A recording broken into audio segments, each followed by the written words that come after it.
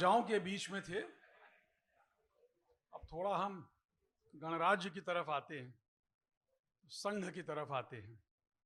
राष्ट्रीय स्वयंसेवक संघ, जैसे ही हम नाम लेते हैं तो कई प्रकार के विचार लोगों के मन में आते हैं, जिज्ञासा आती है, प्रश्न आते हैं, सम्मान आता है। तो खैर, आज राष्ट्रीय स्वयंसेवक संघ के 100 वर्ष पूर्ण हुए हैं, हो गए हैं। तो संघ अब तक कहाँ तक आया है और कहाँ तक उसको जाना है, उसके अपने विचार क्या है, उसकी अपनी यात्रा क्या है, कैसे वो समाज को देखता है, समाज से क्या चाहता है, और फिर हम आपके पास समाज क्या चाहता है। तो थोड़ी चर्चा आज करेंगे, चर्चा करेंगे हमारे साथ में श्री नरेंद्र ठाकुर साहब, जो संघ के अखिल भारतीय सह प्रचार प्रमुख हैं। बहुत महत्वपूर्ण दायित्व होता है, सारे देश में घूमना होता है। आप हिमाचल प्रदेश के रहने वाले हैं, मंडी के, वहीं से आपने लिखाई पढ़ाई करी, फिर शिमला में पढ़ाई करी, हिस्ट्री और जर्नलिज्म में एमए किया, फिर एक यात्रा करी और वो यात्रा आरंभ हुई संघ की, फिर उसको करते हुए यहाँ तक आए। तो हम फिर आपके जो प्रश्न होंगे आप पूछिएगा, लेकिन हम लोग अपना और हम नरेंद्र जी को सुनेंगे। तो पहली बात तो मैं एक छोटी सी बात आपसे शुरू करता हूँ। चल रहा है? मैं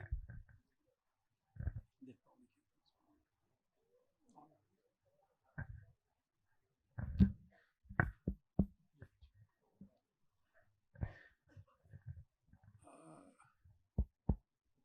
2014 की बात है, हम अखबार में अपना काम कर रहे थे और रिजल्ट आया था 14 का। तो हमारे एक सहयोगी ने हमसे कहा कि भाई उनसे भी बात कराइए, हमारे मामा जी के लिए कहा। तो हमने कहा, सबके रिएक्शंस लिए जा रहे, तो हमने कहा भाई हमारे मामा जी हैं, उनसे क्या बात कराएं।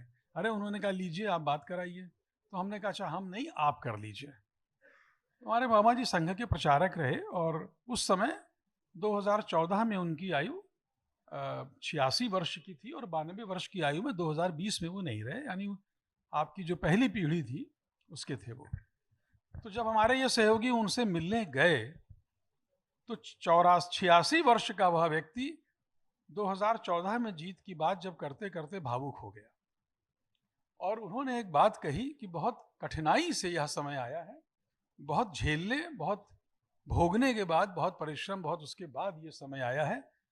वो आपके जो कार्यकलाप थे उनसे लंबे समय से अलग थे, लेकिन जो एक बार का आपका स्वयं सेवक है वो सदा का है।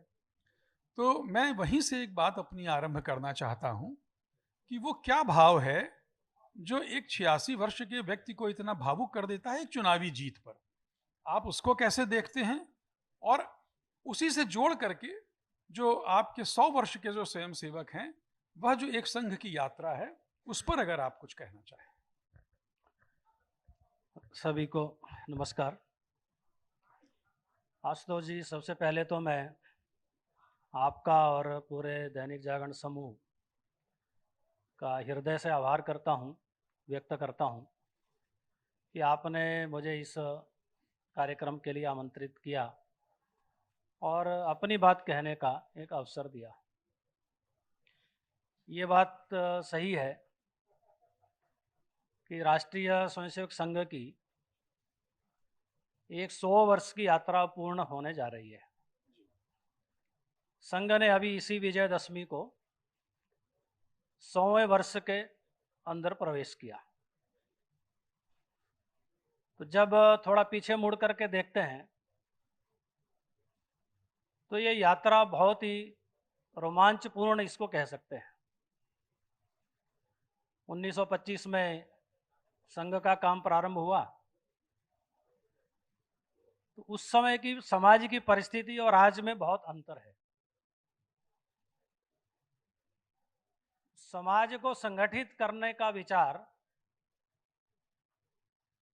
ये समाज के सामने रखना, लोगों के सामने रखना, ये अपने आप में एक बहुत ही साहसिक भरा काम था, साहसिक भरा विचार ही था क्योंकि समाज की परिस्थिति ऐसी ही थी और भारतीय स्वाधीनता के लिए सब संघर्ष कर रहे थे। तो वहां से अपनी ये यात्रा प्रारंभ हुई। लेकिन जिन्होंने संघ शुरू किया, डॉक्टर केशव बलिराम हेडगेवार, वो अपने विचार के दृढ़ निश्चयी थे। उन्होंने मन में जो संकल्प किया तो उन्होंने कहा कोई मुझे मेरे साथ में आए या ना आए, लेकिन मैं इस कार्य को प्रारंभ करूंगा। उन्होंने काम प्रारंभ किया। तो जो हर काम के साथ, हर विचार के साथ कोई भी नया काम प्रारंभ होता है तो उसको जिस परिस्थिति में से गुजरना पड़ता है, तो वो संघ के साथ भी हुआ। प्रारंभ में लोगों ने बहुत उपहास किया, मजाक उड़ाया कि हिंदू समाज का संगठन करना ये आसान काम नहीं है, ये हो ही नहीं सकता।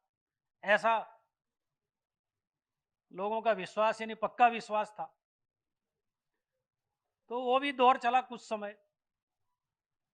लेकिन डॉक्टर हेडगेवार तो अपने धुन के पक्के थे। तो केवल 15 वर्षों के अंदर उन्होंने पूरे देश भर में, अविभाजित भारत उस समय था,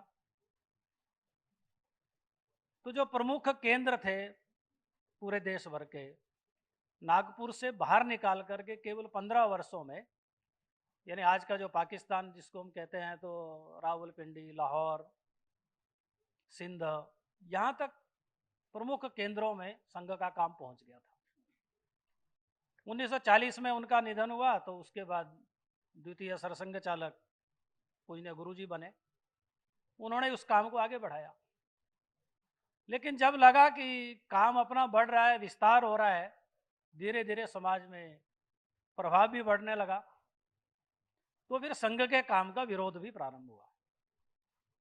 उस विरोध को भी हमने झेला है।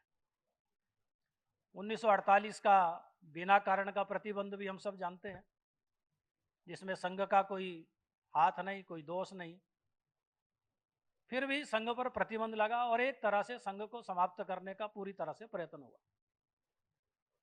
उसमें से भी हम बाहर निकले। तो जो अपनी स्वयंसेवक निर्माण की जो यात्रा थी, कार्यकर्ता निर्माण की यात्रा थी, वो भी सतत चलती रही। उसी में से फिर दूसरी बाधा 1975 में आई, आपातकाल के रूप में। जब बाकी विरोधी संस्थाओं को, संगठनों को, राजनीतिक पार्टियों को प्रतिबंधित किया, तो उसमें संघ का भी नाम आ गया। तो संघ ने वो भी झेला। लेकिन 1975 की परिस्थितियां थोड़ा अलग हो गई थी। संघ के काम का विस्तार भी हो गया था, और एक तरह से बाकी विरोधी लोगों ने भी, जो संघ को अपना विरोधी मानते थे, उन्होंने भी संघ के नेतृत्व में ही उस आपातकाल की परिस्थिति से बाहर आने का के लिए एक संघर्ष किया। और लोग कहते, हम नहीं कहते, हम कोई क्रेडिट नहीं लेते उस बात का, लेकिन जो उस समय सारे आंदोलन में थे, उनका ही कहना था यदि संघ नहीं होता तो आपातकाल हटना बहुत कठिन काम था, मुश्किल था। फिर तीसरा प्रतिबंध, जिसको हम नाम मात्र का कह सकते हैं, वो प्रतिबंध था या नहीं था वो हम नहीं कह सकते, लेकिन वो भी रहा 6 महीने 1992 में, यानी जो विवादित ढांचा गिरने के बाद।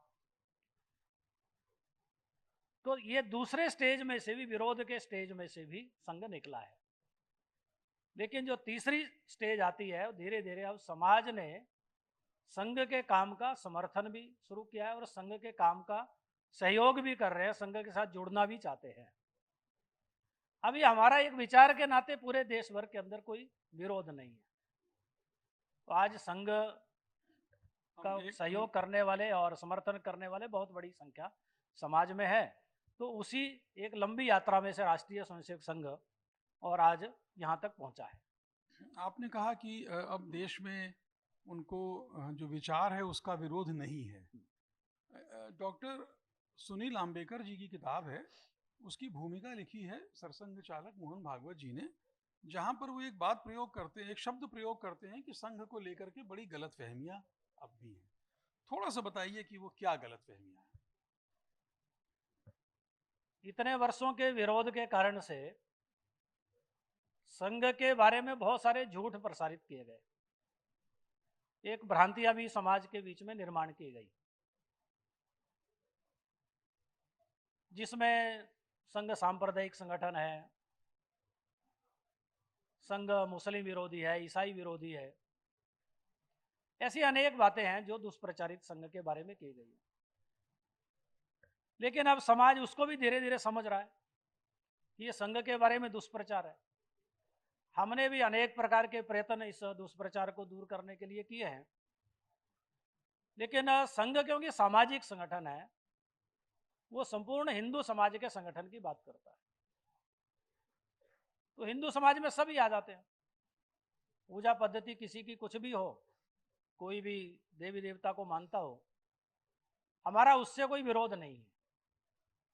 जो अपने को भारत का मानता है, भारत की परंपराओं संस्कृति का सम्मान करता है, अपने इस देश के महापुरुषों का गौरव अपने मन में महसूस करता है, अनुभव करता है, और भारत के प्रति जिसकी आस्था और श्रद्धा है, ये सब भारत के ही रहने वाले लोग हैं। तो इस नाते से हम किसी का विरोध नहीं करते। हमारे यहाँ सबका स्वागत है, कोई भी आ सकता है, संघ में भी प्रवेश कर सकता है। तो इन भ्रांतियों को दूर करने के लिए हमने अनेक अभी प्रयास भी प्रारंभ किए हैं, प्रयत्न अपनी ओर से भी करते हैं। समाज को भी ये बातें सब समझ में आ रही हैं। यानी हम ये माने कि आपने प्रकारांतर से कहा, यह कहा गया है कि जो भारत में रहता है उसका डीएनए हिंदू है।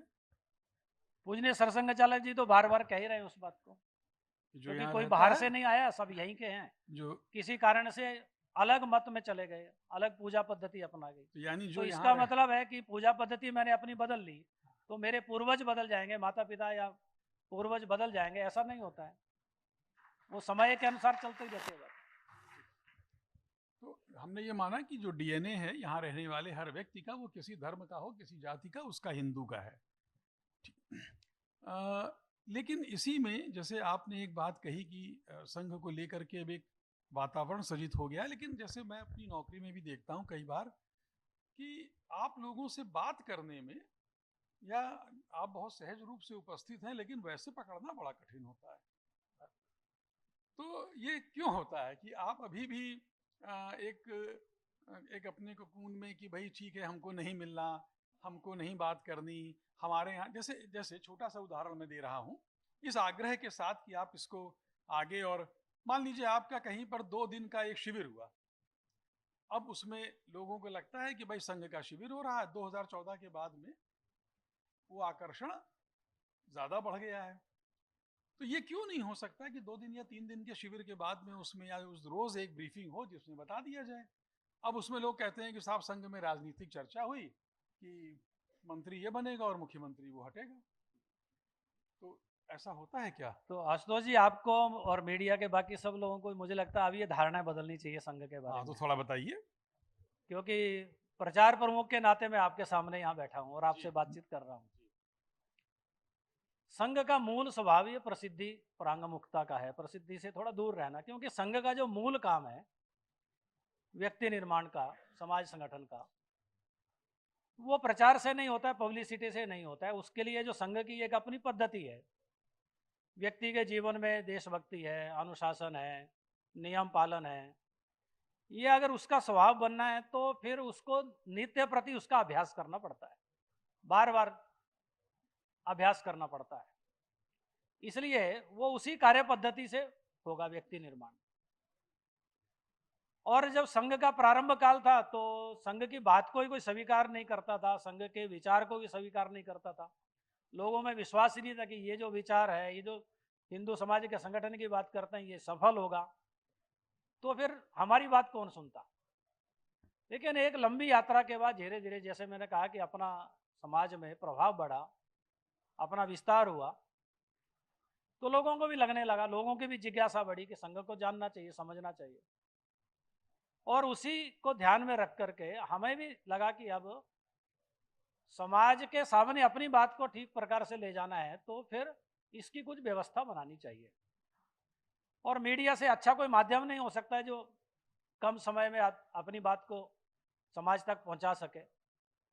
तो इसलिए 1994 में फिर राष्ट्रीय स्वयंसेवक संघ ने अपना एक प्रचार विभाग के नाते, कार्य विभाग के रूप में अपना काम प्रारंभ किया। इससे पहले भी प्रचार का काम तो लगभग चलता ही रहता था, स्वयंसेवक अपने अपने तरीके से करते रहते थे, समय पर जब आवश्यकता रहती थी उस समय करते थे। लेकिन विधिवत एक प्रचार विभाग के नाते 1994 में अपना काम शुरू हुआ। उसको स्थापित होने में, समझने में 8-10 वर्ष लगे। अब पूरे देश भर में उसकी व्यवस्था है और हमने देखा होगा कि अभी पहले के मुकाबले में अपनी जो बैठकें जितनी भी होती हैं, विशेष करके अखिल भारतीय स्तर की बैठकें, उसमें हम समय से पहले भी सूचनाएं देते हैं, जानकारी देते हैं मीडिया को, और बैठक के समय भी कम से कम 2 बार या 3 बार तो प्रेस ब्रीफिंग या प्रेस कॉन्फ्रेंस ये करते ही हैं। अभी कार्यकारी मंडल की बैठक हुई अक्टूबर मास में ही मथुरा में, तो 2 बार तो हमने प्रेस को संबोधित किया, माननीय सर कार्यवाह जी अंतिम दिन पूरी पत्रकार वार्ता को संबोधित किया। उससे पहले भी अखिल भारतीय प्रचार प्रमुख मीडिया के सामने आए तो उन्होंने भी ब्रीफिंग किया, प्रेस नोट दिया। ये अब हम सहज रूप से कर रहे हैं। तो मुझे लगता है कि अब ये धारणा थोड़ा मीडिया को बदलनी चाहिए संघ के बारे में। अच्छा, फिर भी आपको लगता है कि और अधिक की आवश्यकता है तो उसका भी हम प्रयास करेंगे। बहुत अच्छा।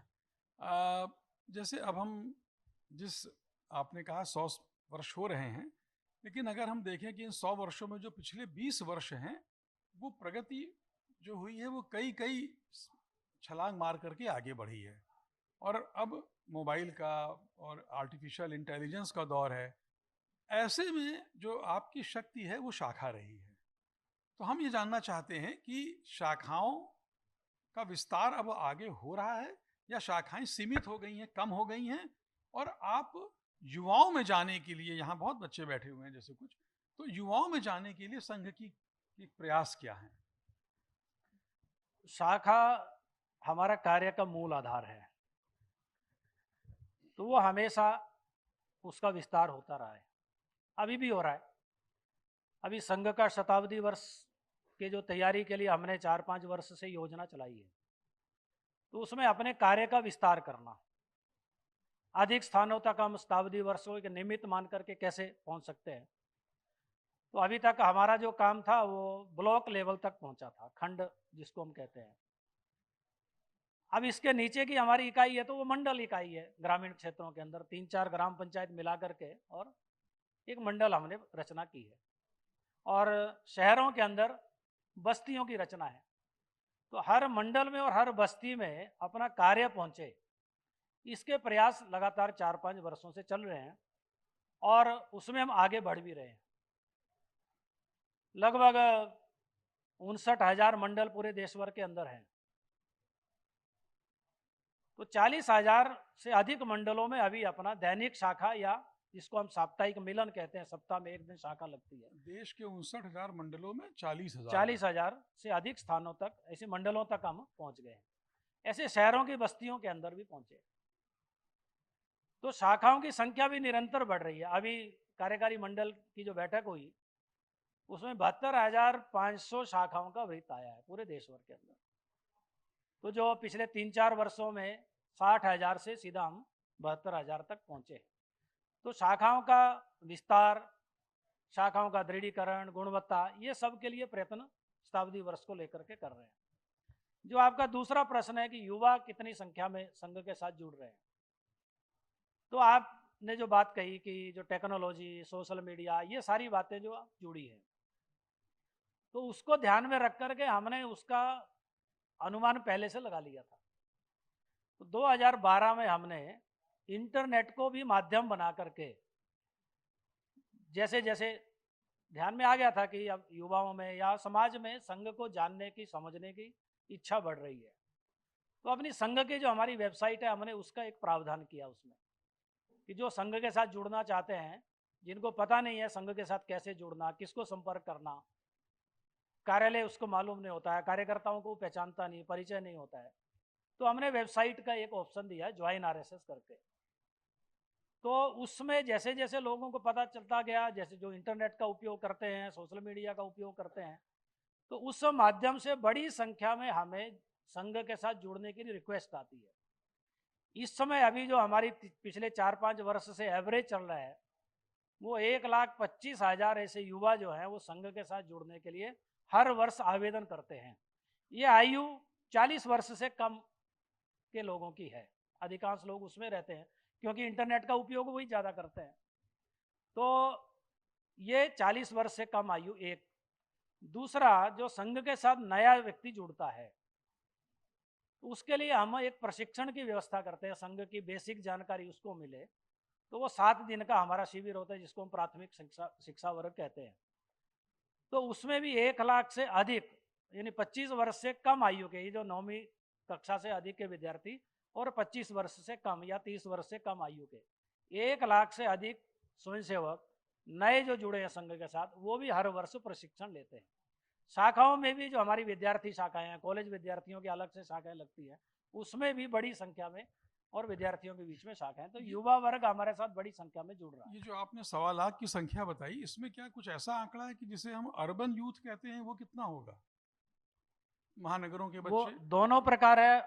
महानगरों की संख्या थोड़ी ज़्यादा रहती है, 70% रहती है, लेकिन ग्रामीण भाग की भी उसमें 31% लोग जो है वो आवेदन करते हैं। क्योंकि अब इंटरनेट और बाकी माध्यम सब जगह पहुंच गए हैं, तो उसकी हम कुछ व्यवस्था भी करते हैं, उनको संपर्क करना, संघ के साथ जोड़ना या अन्य जिसमें उनकी रुचि है उन कामों के साथ जोड़ना, ये भी हमारे प्रयत्न लगातार चलते हैं। वो जो सुनील अम्बेकर जी की किताब में जो भूमिका है मोहन भागवत जी की, उसमें वो एक बात और कहते हैं कि यूं तो संघ को कोई पूरी तरह नहीं समझ सकता, और उसको लेकिन इसके लिए 2-3 वर्ष आना चाहिए, समझना चाहिए। अब 2-3 वर्ष मान लीजिए कोई नहीं जा रहा और आपका कार्यकर्ता नहीं है, ऐसे बहुत सारे लोग हैं, उन तक संघ की समझ विकसित हो और संघ के बारे में धारणा ठीक हो।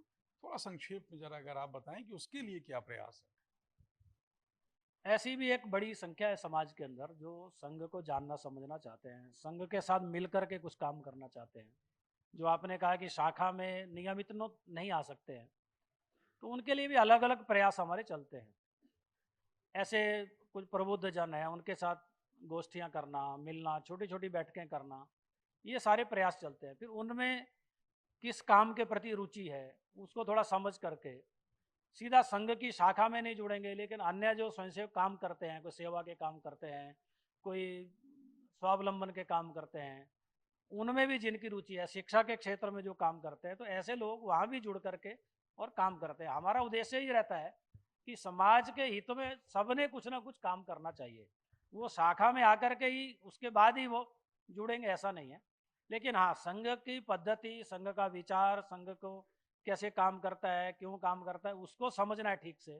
तो फिर वो शाखा में या संघ के साथ 2-3 वर्ष जुड़ करके जब काम करते हैं तो वो समझ में आता है।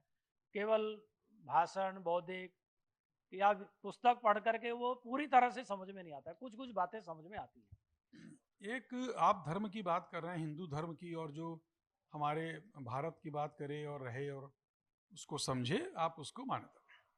लेकिन जो हिंदू धर्म की सबसे बड़ी चुनौती है वो जाति प्रथा है।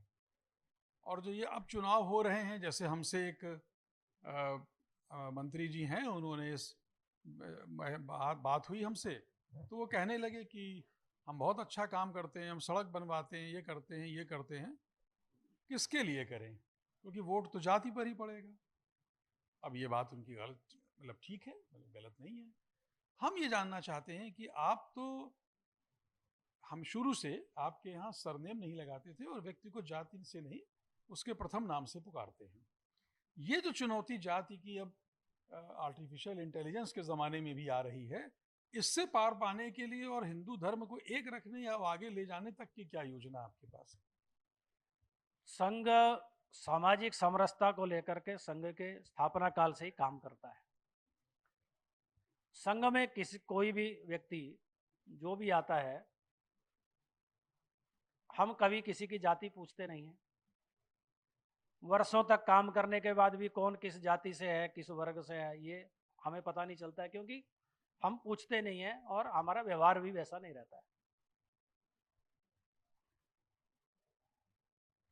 संघ के एक शिविर के अंदर 1934 में वर्धा में महात्मा गांधी जी आए थे।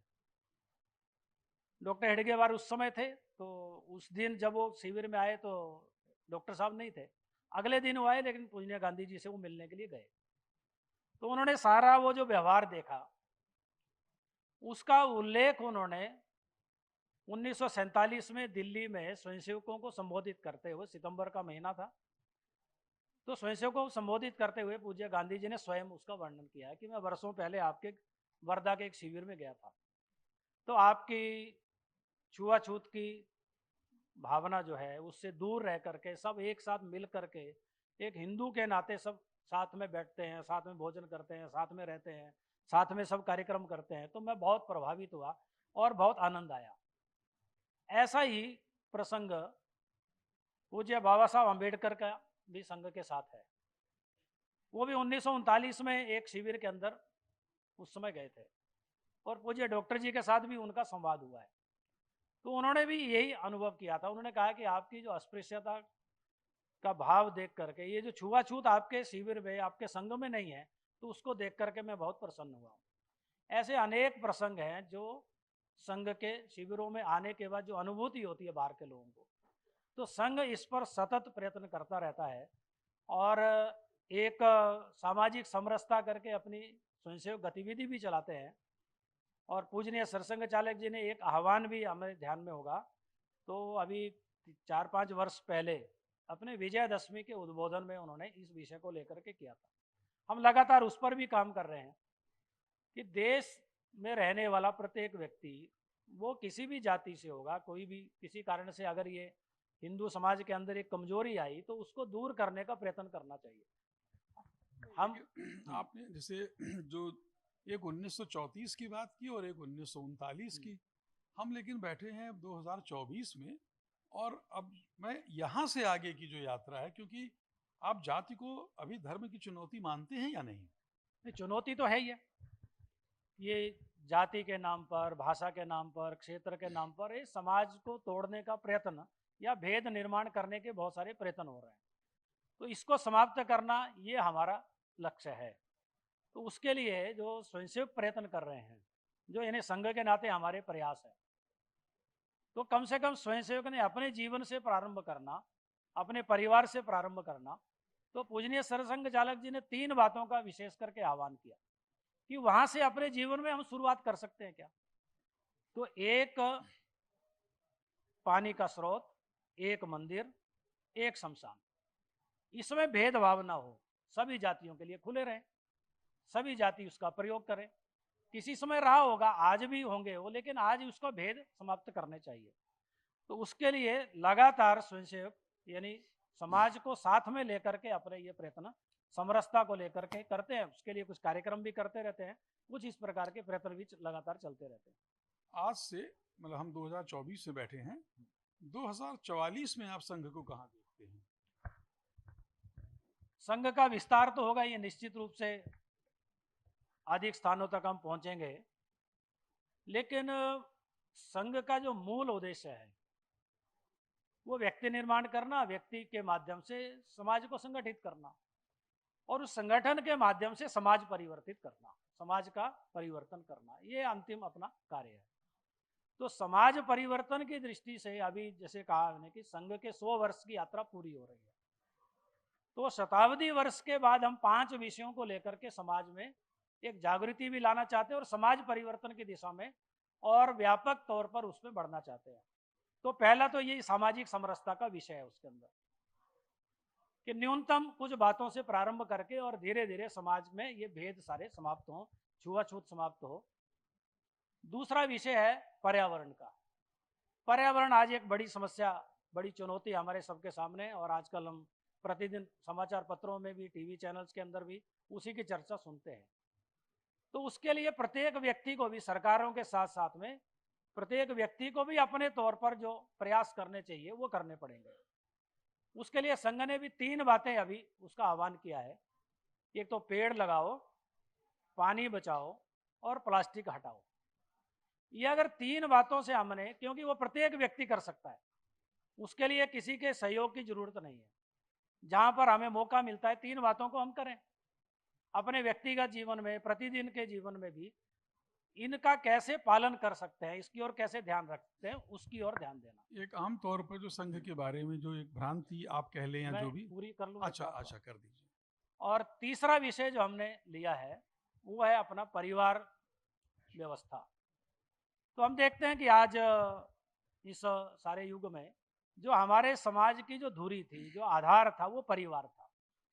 तो आज परिवार बिखर रहे हैं, परिवार छोटे होते जा रहे हैं, संयुक्त परिवार से हम एकल की ओर बढ़ रहे हैं।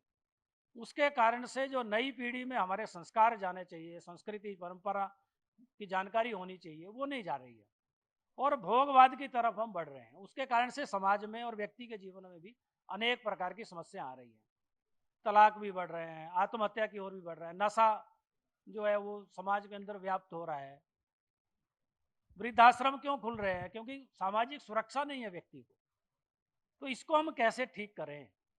तो कम से कम अपना भजन, भोजन, पर्यटन, ये उसको ध्यान में रखकर वो भारतीय हो, भारतीय परंपरा के अनुसार हो, इसका ध्यान रखना। परिवार सप्ताह में एक बार इकट्ठा बैठे, कुछ चिंतन करे परंपराओं के बारे में।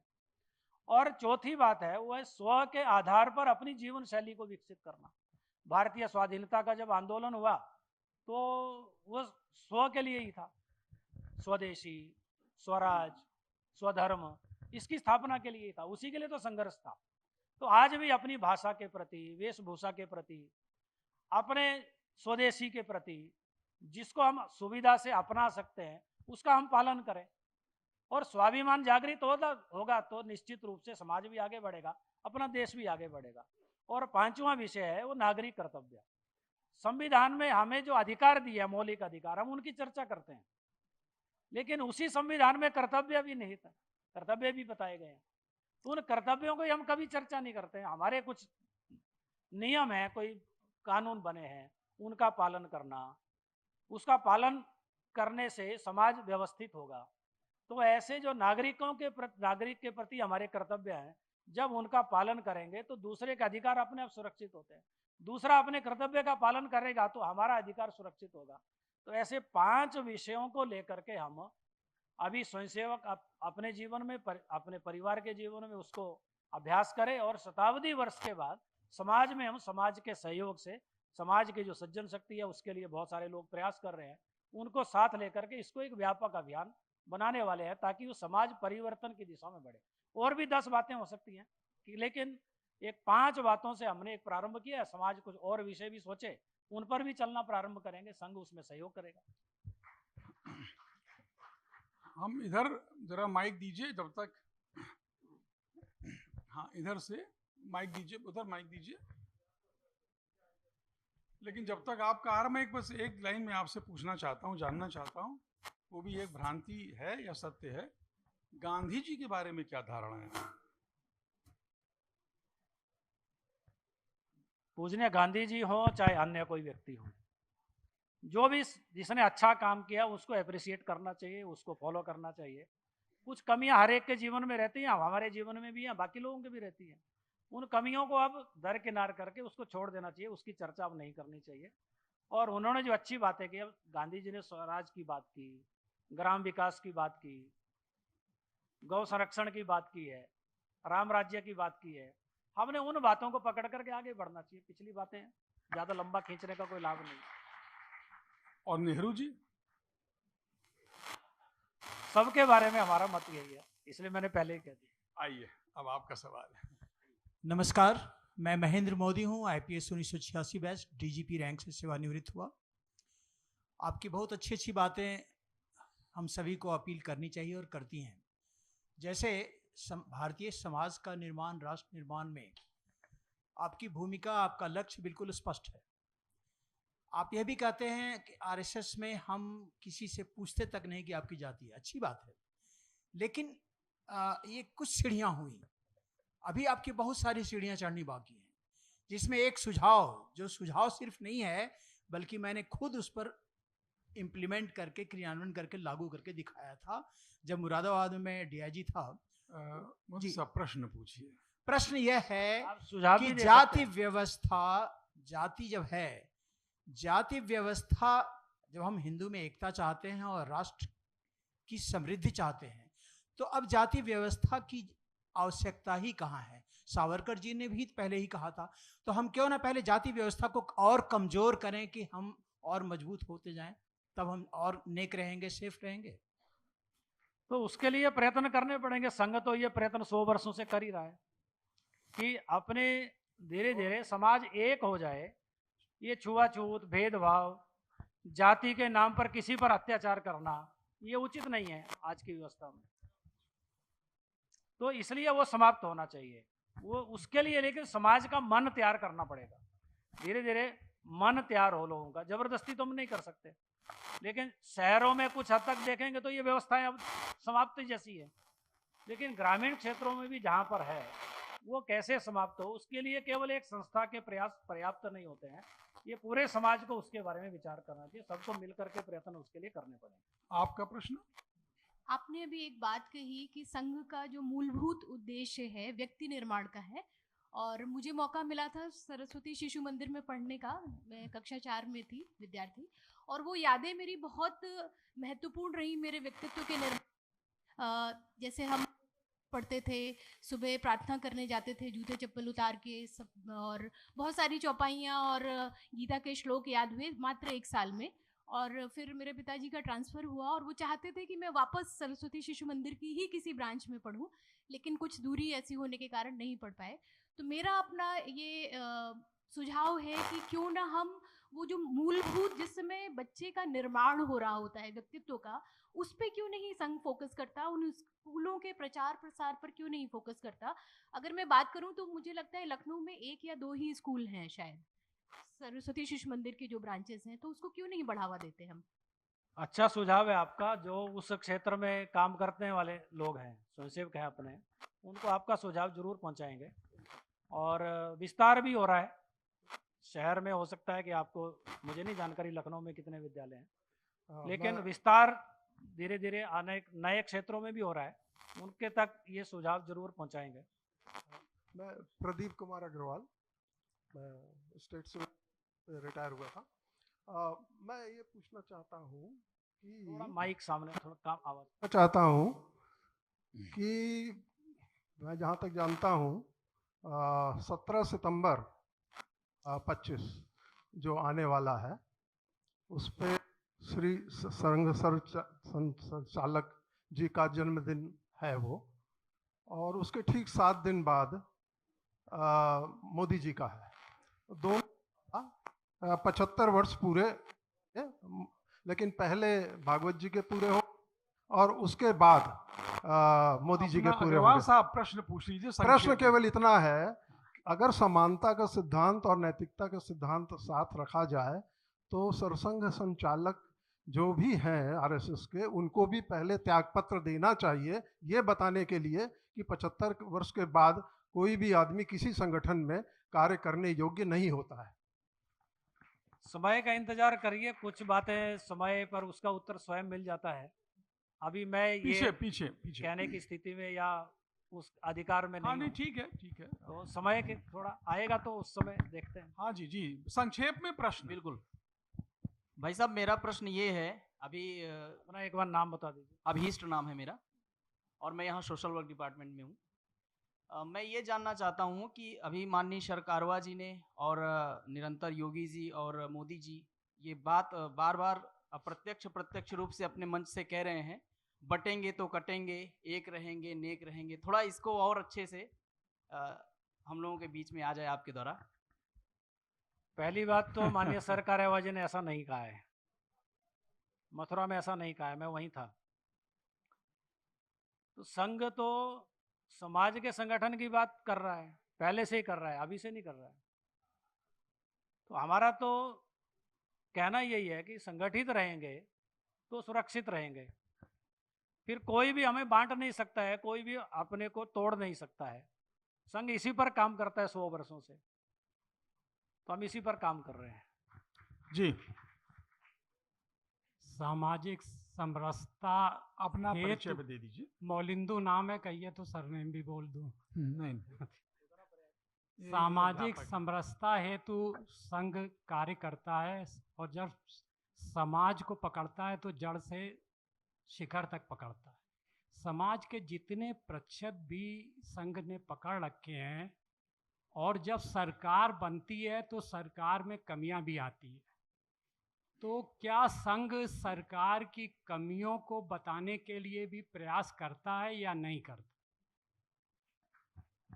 कुछ बातें होती हैं जो बतानी होती हैं तो वो बताते भी हैं, बस क्योंकि वहाँ पर भी जो स्वयंसेवक हैं काम करते हैं राजनीतिक क्षेत्र में भी, संघ के स्वयंसेवक 35 से अधिक संगठनों में काम करते हैं। तो केवल राजनीति का विषय या सरकार का नहीं है, किसी भी संगठन में कोई भी बात ध्यान में आती है तो संघ वहाँ तक उस बात को पहुँचाने का पूरा काम करता है। जो वहाँ स्वयंसेवक हैं, हमारे कार्यकर्ता हैं, उनके तक हम वो बात पहुँचाते हैं, विषय पहुँचाते हैं। बस हम अंतिम एक प्रश्न और लेंगे, बस आप हाँ पूछिए, बस आपका ही अंतिम, बस एक ले लेते हैं। हाँ बस अंतिम, हाँ माइक।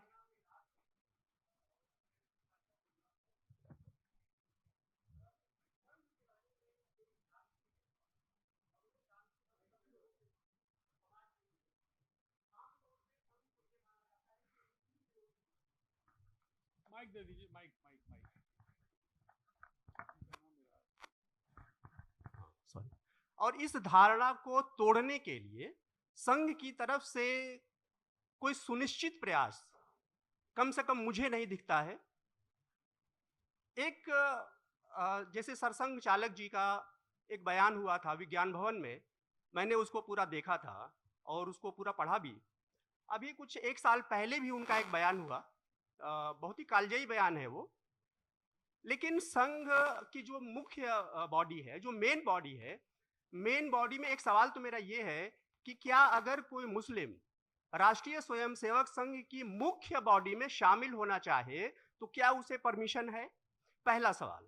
और दूसरा सवाल ये है कि जब पूजनीय सरसंघ चालक जी तमाम तरीके की बातों का इनकार करते हैं तो उनके साथ जो जुड़े हुए संगठन हैं, जो संबद्ध हैं, प्रकोष्ठ कह लीजिए या जो परिवार के लोग हैं, लोग उनकी बातों को के साथ लेते हुए उन चीजों से अलग क्यों नहीं होते हैं? धन्यवाद। तो पहली बात तो है कि संघ की मुख्य बॉडी में आना है तो स्वयंसेवक बनना पड़ेगा, कार्यकर्ता बनना पड़ेगा, फिर वहाँ काम करना पड़ता है। काम करते हैं तो फिर आगे बढ़ते रहते हैं। वो यही जानना चाहते हैं। संघ की शाखा में आने के लिए किसी को भी हम रोकते नहीं है, कोई भी आ सकता है। मैं जहाँ पर हिमाचल में जिला प्रचारक था तो वहाँ पर एक दो शाखाएं ऐसी थी, उसमें ईसाई बच्चे भी आते थे, मुस्लिम भी आते थे, हमने कभी रोका नहीं उनको। तो वो लगातार आते रहेंगे। संघ के शिक्षण भी ऐसे लेने वाले लोग हैं। प्रांतों तक भी कार्यकर्ता, जिला विभाग तक भी कार्यकर्ता में दायित्व रहा है संघ में। तो जहाँ तक वो बढ़ते हैं, जितना काम करते हैं, संघ में दायित्व उसी आधार पर दिया जाता है। और उसके लिए फिर कोई भी हो, सक्रियता तो रखनी पड़ती है, समय देना पड़ता है, संघ का काम तभी होता है। तो पहली बात तो ये है।